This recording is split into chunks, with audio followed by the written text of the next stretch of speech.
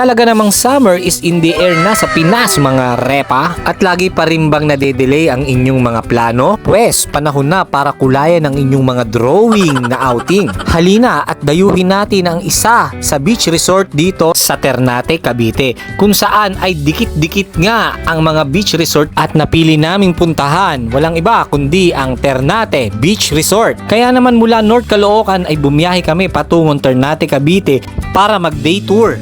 At sa halagang 150 per pax ay ma-experience mo na ang ganda ng beach resort na ito. At kung gusto nyo naman ng overnight ay pwede kayong mag-accommodate ng mga rooms dito for as low as 2,500. Good for 2 to 4 pax at mga cottage for as low as 1,000 pesos din. At bago ko ituloy ang ating kwentuhan at para hindi mamaos, marahil siguro itatagay muna tayo ng isa. Mamawi ng pagod para sa 84 kilometers na biyahe. At pwede mo ring ma-experience ang kanilang water sports activities. Andyan ang banana boat, kayak, soya, aquatrike at island hopping for as low as 200 per head. Kaya 100% mag-e-enjoy lahat ng member ng family, tropa, workmate at iba pa. Kaya naman idagdag nyo na sa inyong bucket list ang Ternate Beach Resort. Yayain nyo na ang inyong pamilya, kamag-anak, kaibigan, kumpare, kumare, mga kababata, mga katrabaho. Siguradong sa ganda at linis ng Ternate Beach Resort ay malamang sa malamang babalik-balikan nyo ito.